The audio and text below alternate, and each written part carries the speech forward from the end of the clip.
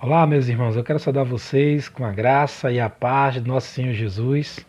Nesse momento eu quero convidar você para uma reflexão na palavra de Deus. O texto que nós vamos estar meditando se encontra aqui em 1 Pedro. O capítulo é o capítulo de número 2. Vamos ler a partir do verso de número 18. Diz assim a palavra do Senhor: Servos, sede submissos com todo o temor ao vosso Senhor, não somente se for bom e cordato, mas também ao perverso. Porque isto é grato, que alguém suporte tristezas, sofrendo injustamente, por motivo de sua consciência para com Deus. Pois que glória há, se, pecando e sendo esbofeteados por isso, o suportais com paciência. Se, entretanto, quando praticais o bem, sois igualmente afligidos e suportais com paciência, isto é grato a Deus. Porquanto, para isto mesmo fostes chamados, pois que também Cristo sofreu em vosso lugar, deixando-vos exemplo para seguirdes os seus passos, o qual não cometeu pecado, nem dolo algum se achou em sua boca. Pois ele, quando ultrajado, não revidava com ultraje, quando maltratado, não fazia ameaças, mas entregava-se àquele que julga retamente, carregando ele mesmo em seu corpo sobre o madeiro os nossos pecados, para que nós, mortos para os pecados, vivamos para a justiça. Por suas chagas fostes sarados, porque estáveis desgarrados como ovelhas. Agora, porém, vos convertestes ao pastor e bispo da vossa alma. Amém. Nesse momento eu quero convidar você para uma oração. Vamos orar. Pai Santo, queremos pedir, Senhor, a iluminação do Teu Espírito. Ajuda-nos, Senhor, a interpretar a Tua palavra com fidelidade e fala aos nossos corações por meio da Tua palavra, em nome de Jesus. Bem, queridos, esse texto aqui que acabamos de ler é um texto que retrata para nós o exemplo de Cristo. E se eu pudesse dar um título a essa mensagem seria Seguindo o exemplo de Cristo. O apóstolo Pedro, ele tratando aqui deste assunto do exemplo de Cristo, ele está aqui falando para os irmãos, principalmente quando ele se refere aqui aos servos. Veja só, o verso 18, ele diz assim: servos, sede submissos com todo o temor ao vosso Senhor, não somente se for bom e cordato, mas também ao perverso.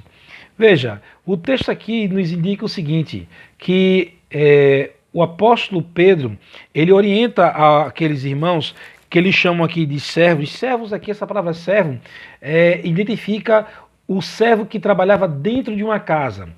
Nessa época existiam várias funções que os escravos eles exerciam. Tinha aquele escravo que exercia a função de trabalhar no campo, tinha aquele escravo que trabalhava com a função de educação, o educador, e tinha também um escravo que cuidava dentro da casa, aquele que ele era responsável por cuidar dos bens dos seus patrões, né, da sua residência. E aqui o texto se refere a estes especificamente. Então, é esses servos que trabalham dentro de uma casa. E quando o apóstolo Pedro está falando isso, é porque dentro da sociedade que constituía daquela época, era uma sociedade que tinha uma composição familiar, aonde os empregados, os escravos aqui, esses especificamente que trabalhavam dentro da casa, eles estavam debaixo de uma autoridade. Lembrando que o texto anterior, os versos que antecedem esse verso aqui, começando do capítulo 2, verso 11, em diante, há uma orientação dada pelo apóstolo de obedecer às autoridades. E aqui ele continua essa observação falando sobre os servos serem submissos aos vossos patrões ou aos vossos senhores, né? E aqui ele coloca o seguinte, que essa atitude deve vir e advir de uma atitude de temor. Mas veja, não é um temor ao Senhor, ao dono dele, mas um temor a Deus, ao Senhor de todos. E aqui ele começa a falar o seguinte: não importa se esse patrão, esse teu dono, né, no caso do escravo aqui, se ele é bom ou ele é mau, ou se ele te trata bem ou ele te trata mal. O que importa aqui é que você não está servindo apenas a este homem, você está servindo acima de tudo a Deus. Então, diante desse argumento, ele continua dizendo: porque, verso 19, isto é grato, que alguém suporte tristezas, sofrendo injustamente, por motivo de sua consciência para com Deus. Olha a transição que o apóstolo Pedro ele trabalha aqui. Ele vai agora falar a respeito do sofrimento injusto, do sofrimento imerecido, aquele sofrimento que você não tem razão de estar ali padecendo. Aí quando ele fala disso colocando em que perspectiva? Aquele sofrimento que acontece pela vontade de Deus. Aí alguém pode perguntar: será que Deus quer que eu sofra? Quando você sofre pela causa de Deus, a gente fala, né, pelo Evangelho, aí há dignidade. Por isso que o apóstolo, ele diz: pois que glória há, se pecando e sendo esbofeteado por isto, o suportais com paciência. Se, entretanto, quando praticais o bem, sois igualmente afligidos e o suportais com paciência. Isto é grato a Deus. O que é que o apóstolo Pedro está dizendo aqui? Ele está dizendo que um sofrimento que ele é merecido, ele não redunda em glória. Um sofrimento merecido, ele serve mesmo para tratar a nossa própria humilhação. Mas quando nós sofremos pela causa de Cristo, e essa causa aqui, nós somos pessoas afligidas por isso, que é o verso de número 20 que quer tratar, aí ele diz que isso traz gratidão, traz graça. Aí quando ele fala aqui, isto é grato a Deus, a palavra grato aqui vem da palavra graça. Ou seja, Deus vê essa pessoa com graça, com louvor. Por quê? Porque você está sofrendo pela causa que vale a pena. E aí, para poder justificar toda essa argumentação de sofrer por uma causa que vale a pena sofrer por ela, ele agora vai citar o exemplo de Cristo. O apóstolo Pedro, a partir do verso 21 agora, ele vai fazer uma descrição do sofrimento de Cristo. E, para tanto, ele vai fazer uso de duas fontes. Uma fonte é a fonte das Escrituras e a outra fonte é a fonte da sua própria lembrança. Então, vamos lá. O verso 21 diz assim: porquanto para isto mesmo fostes chamados, pois que também Cristo sofreu em vosso lugar, deixando-vos exemplo para seguirdes os seus passos. Veja, seguindo o exemplo de Jesus ou seguindo os passos de Jesus. O exemplo de Jesus aqui, que o apóstolo Pedro fala aqui, é o exemplo daquele que sofreu de maneira inocente. Ele não mereceu isto. Lembra que eu falei que o apóstolo Pedro aqui está usando duas fontes? Uma fonte é as Escrituras e a outra fonte é a sua própria lembrança. Porque o apóstolo Pedro, ele presenciou todo esse ato de sofrimento de Cristo. Embora aqui os evangelhos retratem ele um tanto de longe, assistindo tudo, mas ele estava lá. Ele viu quando Cristo foi apanhado lá no Getsemane, ele estava lá presente, e ele viu quando ele foi conduzido para a prisão, e ali ele foi esbofeteado, ele foi humilhado, ultrajado, e ele muito silenciosamente agiu diante daquela situação de sofrimento e de dor, de maneira muito benevolente. E aqui ele começa a descrever tudo isso nos versos a seguir, quando ele diz aqui: o qual não cometeu pecado, nem dolo algum se achou em sua boca. Quando ele fala que nem dolo algum se achou em sua boca, ele vai se referir à fonte que ele tem das Escrituras, que é o texto de Isaías, capítulo 53, o versículo aqui 9, no finalzinho, onde está falando acerca do servo sofredor. E é justamente esse exemplo do servo sofredor, né, que Cristo ele nos deixa. Quando a gente pensa no exemplo de Cristo, a gente deve lembrar quando ele mesmo disse que deveríamos seguir o seu exemplo. Quando a gente pensa no seguir o exemplo de Cristo, eu penso aqui, nesse momento, quando ele tratou com os seus discípulos, no episódio em que ele lavou os pés dos seus discípulos.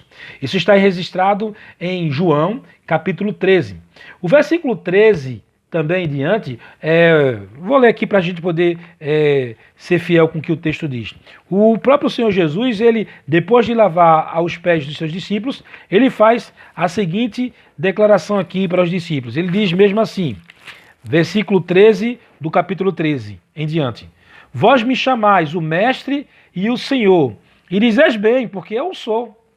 Ora, se eu, sendo o Senhor e o mestre, vos lavei os pés, também vós deveis lavar os pés uns dos outros, porque eu vos dei o exemplo, para que, como eu vos fiz, façais vós também. Ou seja, o próprio Jesus declara que ele é exemplo, ele dá o exemplo. E aqui o apóstolo Pedro, já reforçando pelo aquilo que é a fonte da sua memória, da sua lembrança, ele lembra desse episódio aqui e ele está instruindo aqueles irmãos com essa orientação, que Cristo é o nosso exemplo. Por isso que devemos seguir aos seus passos. E aqui ele continua falando ainda mais. Pois ele, estou aqui continuando aqui no verso de número 23 do capítulo 2. Quando ultrajado, não revidava com ultraje. Quando maltratado, não fazia ameaças, mas entregava-se àquele que julga retamente. É muito importante esse versículo aqui, porque o apóstolo Pedro, ele fala que Jesus, ele não estava olhando apenas para os seus algozes. Ele não estava olhando ali para as suas marcas que era deferida em seu corpo, mas ele estava olhando, acima de tudo, para o justo juiz. E essa palavra serve para nós na seguinte situação. Às vezes nós nos encontramos numa situação onde a gente vê muita injustiça. E o apóstolo Pedro fala que Cristo nos foi exemplo na injustiça, no sofrimento por querer fazer o bem. É verdade que no episódio ali da crucificação, uma das acusações que ele ali recebeu foi a acusação de se igualar a Deus. Outra acusação ali foi de ser subversivo, alguém que veio trazer ali transtorno ali ao templo, porque ele ali disse que a casa do meu pai, né, não era lugar de comércio, né? Então ele se arde de zelo pela casa de Deus, né? Pela causa do Senhor. E é essa causa que ele tem tanto zelo faz com que ele se torne condenado por ela. E aí, Cristo, ele quando estava ali sendo alvejado, sendo ali maltratado, ele estava aqui cumprindo aquilo que o apóstolo João diz no capítulo 1 do seu evangelho, versículo 29, eis o Cordeiro de Deus que tira o pecado do mundo. Aqui o texto aqui quando retrata dizendo que ele se entregava àquele que julga retamente, ou seja, ele sabia que ele não estava condenado pela mão ou pelas mãos dos seus algozes, mas ele estava nas mãos do verdadeiro e justo juiz. Saiba de uma coisa, o nosso Deus, ele é o nosso justo juiz. Ele é o verdadeiro juiz. Ele fará justiça à nossa causa. E o nosso Senhor Jesus é o nosso maior exemplo. O verso de número 24 diz o seguinte: carregando ele mesmo em seu corpo, sobre o madeiro, os nossos pecados, para que nós, mortos para os pecados, vivamos para a justiça. Por suas chagas fostes sarados. Veja, esse episódio aqui fala que o próprio Senhor Jesus, ele sofreu no próprio corpo, carregando os nossos pecados para nos trazer vida e cura. Veja que coisa maravilhosa. Então, Cristo, ele é esse exemplo de que ele sofre a dor. E é interessante quando esse texto fala que ele sofreu, o verso de 24, né? Dizendo que ele está aqui sofrendo, esse sofrimento que ele carrega no seu próprio corpo não é apenas um sofrimento nele, mas é um sofrimento que ele sofre pelas outras pessoas. Veja que coisa maravilhosa. A gente, quando fala aqui a paixão de Cristo, né? A gente fala paixão de Cristo é o sofrimento de Cristo, o sofrimento que ele sentiu na própria pele. Mas tem outra palavra também que a gente conhece muito bem, que é a palavra empatia, que é a palavra que fala aqui desse sofrimento que é descrito aqui no verso de número 23. Ele sofreu não só apenas a dor do seu corpo ou a dor dele, mas ele sofreu no lugar do outro ou dos outros. Ele sofreu a dor da nossa morte. Ele sofreu pelos nossos pecados. Ele se colocou em nosso lugar, como o versículo 21 sugere, né? Que ele estava ali em nosso lugar, dando exemplo. Então Cristo, ele não apenas foi alguém que sofreu na carne a sua dor, mas ele sofreu a nossa dor. Veja que coisa maravilhosa. Então, por isso que ele é aquele que nos proporciona vida e cura, porque ele morreu para nos dar vida, ele morreu para nos curar. E aqui o texto, ele fala o seguinte no versículo 25: porque estáveis desgarrados como ovelhas, agora, porém, vos convertestes ao pastor e bispo da vossa alma. O Cristo que sofre em nosso lugar, ele é o Cristo que nos cura e nos pastoreia. Quando o texto está dizendo aqui que estávamos desgarrados, a imagem colocada aqui pelo apóstolo é uma imagem muito bem conhecida daquela época. Era a imagem do pastor que encontra um rebanho solto, perdido, vagando a ermo. Estava esse rebanho a perigo, a mercê de qualquer predador, de qualquer perigo, mas o pastor chega e cuida dessas ovelhas. Tanto é que ele usa dois termos aqui que é importante para nós aqui. Ele fala pastor e bispo da vossa alma. A palavra pastor é aquele que cuida, aquele que põe a mão na ferida mesmo. É como se ele estivesse dizendo aqui, ele é aquele que veio para tratar das nossas dores. Mas veja, quando alguém vem tratar de um assunto que ele não conhece, a gente tem total desconfiança. Mas aqui o texto quer nos dizer o seguinte: Jesus, ele trata das nossas dores porque primeiro ele é o servo sofredor descrito em Isaías 53. Ele sabe o que é padecer, ele sabe o que é sentir dor. Então ele compreende a nossa dor, porque ele, além de sofrer a sua dor, ele sofre também a nossa dor. Tanto é que diz que pelas suas chagas nós fomos curados. Ou seja, aquela dor ali não era para ser dele, era para ser minha, mas ele tomou em meu lugar. O meu pastor, o supremo pastor, o nosso Senhor Jesus.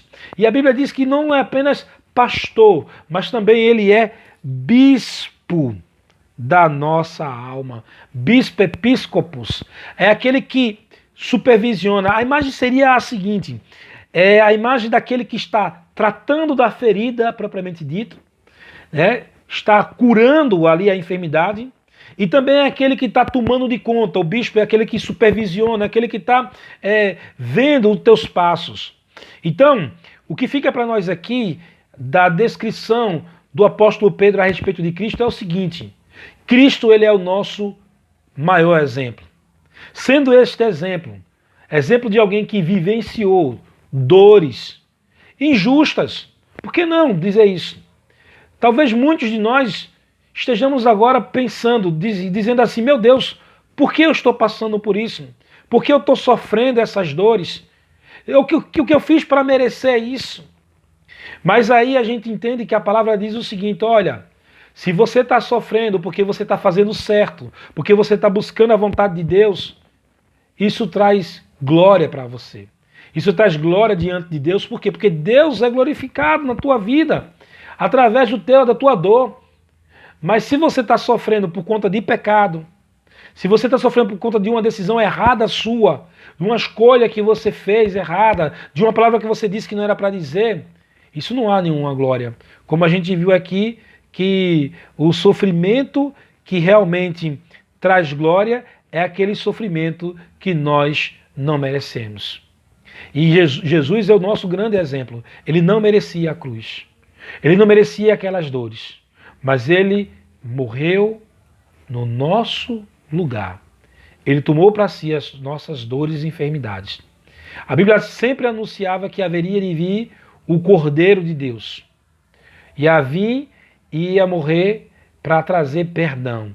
E ele não só apenas trouxe perdão, como diz o texto no verso 25, ele é o nosso pastor. Ele vem trazer perdão, vem trazer cura para as nossas almas. Talvez você esteja aí com o coração ferido, uma dor que você pense que não merecia estar vivendo ela agora. Mas eu quero dizer uma coisa a você.